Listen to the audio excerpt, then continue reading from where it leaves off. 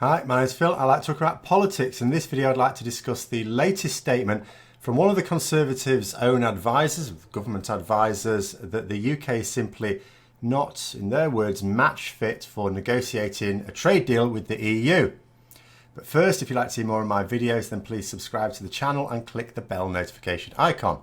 So, the person involved here is someone called Raoul Ruparel, who was one of Theresa May's advisors during the Brexit withdrawal negotiations. He also came up with the new plan for Northern Ireland for Boris Johnson's tweaks. And like I said, he said the UK is in no position to carry out the next phase of Brexit negotiations. Shock horror, I know.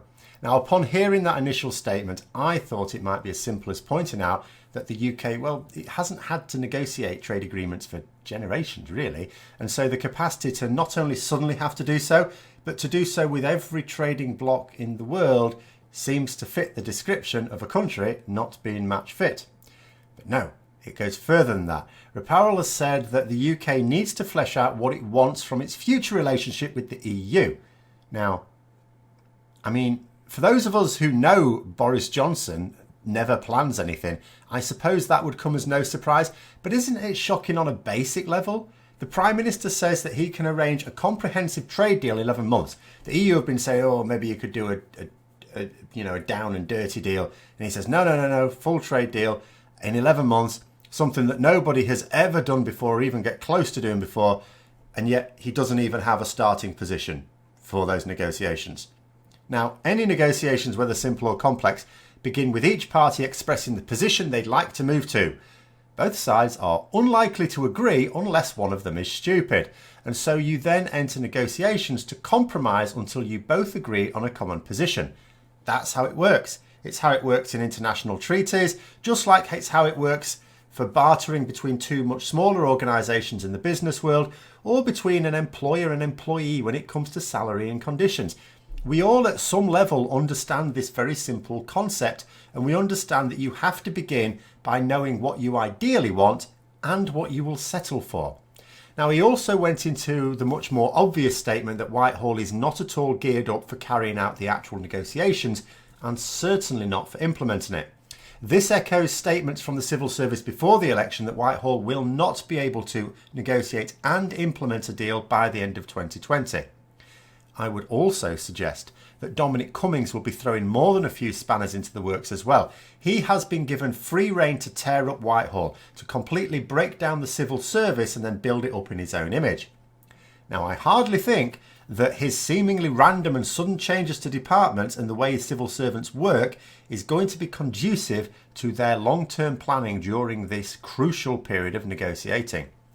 Remember how things went before we began the withdrawal negotiations. That was the easy bit, I would remind you. Now, with ministers going to negotiate with the EU and not actually even knowing which country it was based in, it was embarrassing.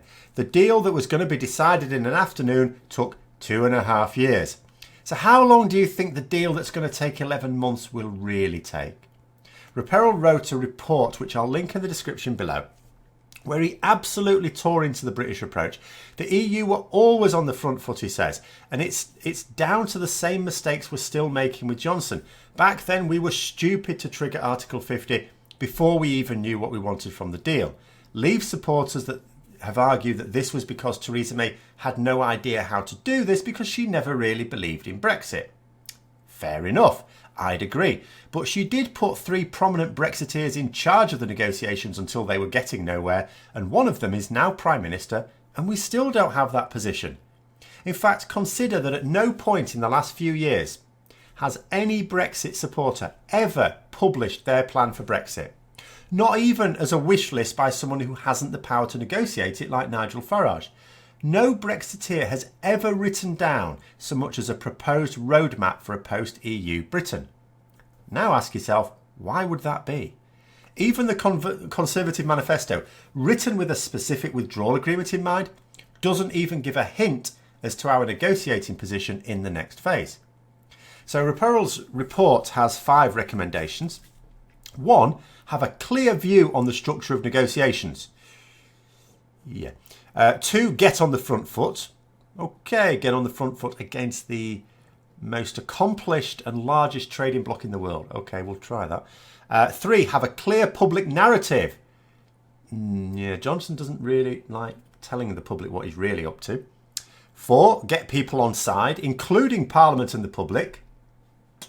He's got a majority now. I really think he'd rather just dictate his terms. And 5, make better use of diplomatic channels. Yeah, so I'm not sure Johnson's going to be doing any of those. And as bad a job as we made of the withdrawal talks, these negotiations are much more complex. And yet we don't even have a more competent bunch in charge of them. If anything, they're even dumber. That is not to say that a trade deal is impossible. However, Ruparel did say we could have an agreement by the end of 2020, but only a narrow one. Not at all comprehensive. That's quite impossible. Now, the EU has already made its position clear ahead of negotiations.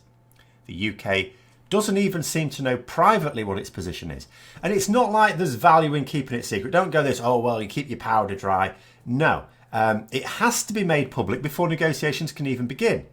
You know, sure, you keep the position you will ultimately accept secret. Remember what I said, you need 2 things. You need the position you ideally want, and then the position you will accept. The position you will accept, of course, needs to be kept secret. That's your compromise. Yes, you keep that secret, but your starting position, no, that's what you go with. That's your opening gambit. The starting position has to be made public. So Boris Johnson's team will meet with the EU team in February if all goes according to plan, but there's no reason why it shouldn't. The EU team will present the most polished negotiators of the largest trading bloc in the world. And they've already said what they're going to demand. They will demand full alignment with the EU rules, and that includes everything that goes with it, including accepting the jurisdiction of the EU courts in disputes. Boris Johnson, of course, will say, no. So the EU negotiators will then say, okay, so what's your counter proposal? And then there will be the rustle of tumbleweed, just as there was during the withdrawal proposal negotiations as well. Only this time, if the UK even tries to talk about unicorns, the EU negotiators can just pack up and leave, telling us to come back when we're going to take it seriously. They are under no obligation to put up with our crap like they were for the Article 50 process, for which there was an obligation on their part. There is no obligation on their part this time. They will also not have to pretend to be friendly. We will have made the decision to become their opponents. We will no longer be friends negotiating an exit from the club from which we've all prospered, but an imbecile demanding that they give us shiny things without actually saying what shiny things they want or exactly how they propose to pay for them. Not that I'd expect them to point out every stupid thing we do publicly, though it is possible. They made a point of being nice about May's cretins after negotiations to seem less confrontational, lest it make a hard Brexit more likely. The same could easily happen again. The best way to get a deal with Johnson would be not to point out how stupid he's been to his own public. Only, there are those who have now left their positions in the EU who say they now regret not pointing out how stupidly we were being more forcefully. So we'll have to see if the new guys take a different approach to the public appraisals of progress. Boris Johnson will have to be careful about what emerges from these talks. So he will be wanting the economy to grow over the next year. As I've said in an earlier video today, I think it is very likely to grow in the first quarter because we'll be entering the transition period. Businesses can breathe a short-term sigh of relief because we know we're going to be in the EU for the next year. Not members, but in its systems. But every time he's able to say that progress is being made, then there's likely to be another little sigh of relief, and there may be an equivalent upturn in the value of the pound or our economy in general. But every time there are no reports of progress or there are accusations of unrealistic aims, in other words, something that's going to get us to the end of 2020 without an agreement, with Boris Johnson continuing to say that he will not extend the transition period or just simply not expressing any aims at all, then we are likely to see investor confidence shaken. We know this, we saw it enough times over the past few years.